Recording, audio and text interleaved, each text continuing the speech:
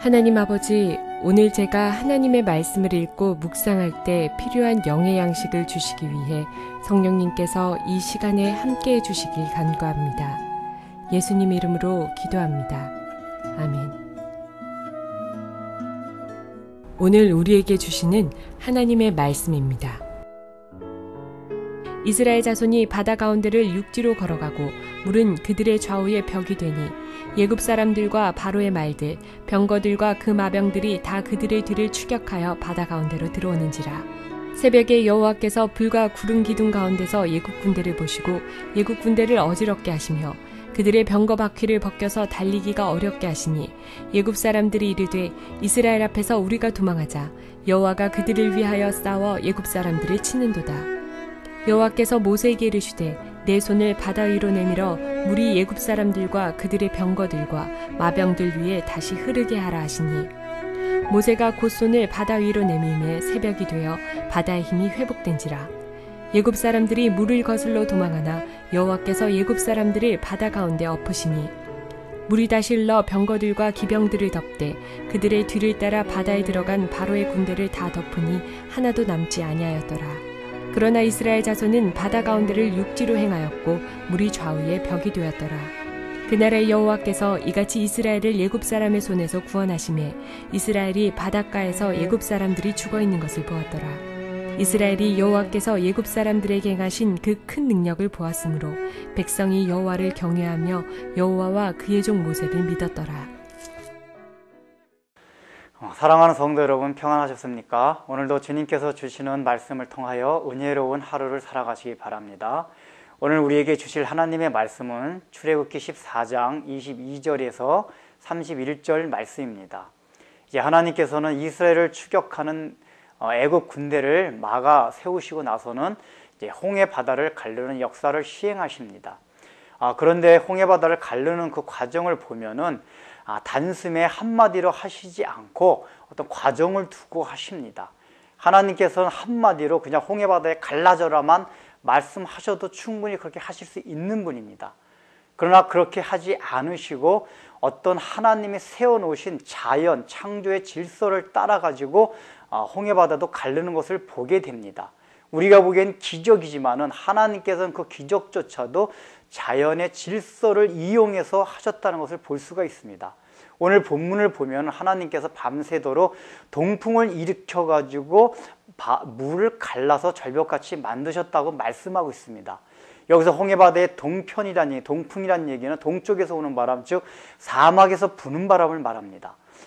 홍해바다 쪽에서 홍해바다 동쪽에서 오는 바람들은 사막에서 부는 바람들이라서 다 건조한 바람들입니다. 그래서 그 바람이 굉장히 세게 불 때 물이 마르게 됩니다.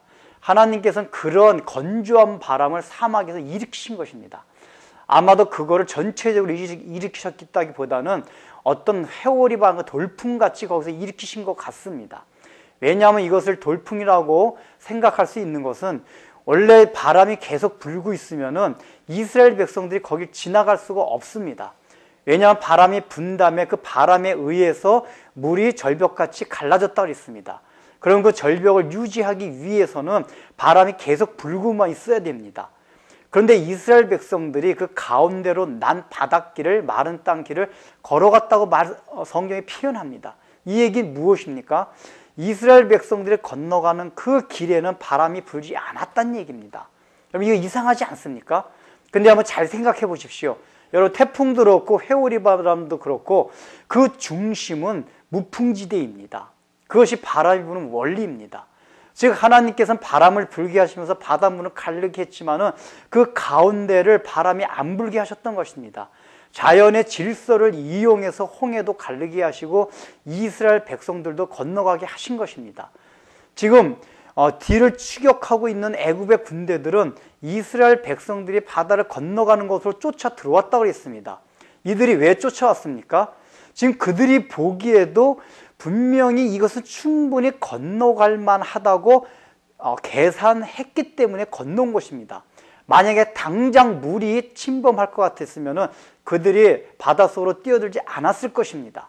그런데 그들이 뛰어들었다는 얘기는 무엇인가 그들이 들어오는 지대가 무풍지대고 굉장히 안정적인 느낌을 받았기에 들어온 것입니다. 이것이 무엇을 말합니까? 이것은 바로 하나님께서 이렇게 태풍이 치는 것 같은 이 세상 속에서 우리 성도를 보호하시기 위해서 안정되고 평화로운 시기를 주셨습니다. 평화를 주시고 평안함을 주셨습니다. 그런데 세상은 그것이 하나님으로부터 온 줄 모릅니다. 그냥 우리가 건너가니까 자기네들도 충분히 건너갈 수 있을 것이라고 뛰어들어옵니다. 이것이 무엇을 말합니까? 세상이 우리 때문에 지금 평안한 줄 모르고 그들은 오히려 이 평안함을 이용해서 오히려 이런 평안한 시대에 자기네들이 이스라엘보다 강하다는 걸 통해 가지고 이스라엘을 추격합니다. 그들을 죽이려고 합니다. 세상이 그렇습니다. 오히려 세상의 평화를 통해 가지고 세상은 더 안정적이고 더 잘 살아갑니다. 그것이 세상 사람들이 본 덕입니다. 그런데 그들은 그것을 통해서 오히려 기독교를 우습게 보고 예수 믿는 사람들을 조롱하고 멸시합니다. 하나님을 멸시합니다. 그 평화 자체가 하나님께로부터 온 것인 줄 모릅니다.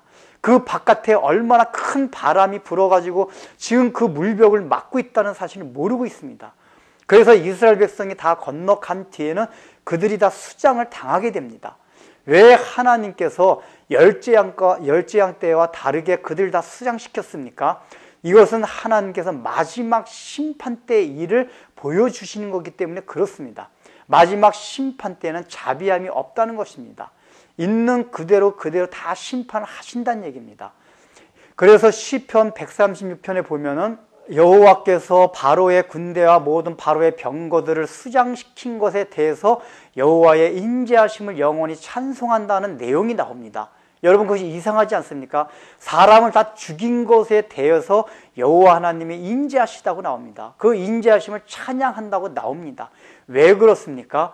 바로 거기서 인자하심이라는 것은 죄악에 대한 근본적인 심판을 말하는 것이기 때문입니다.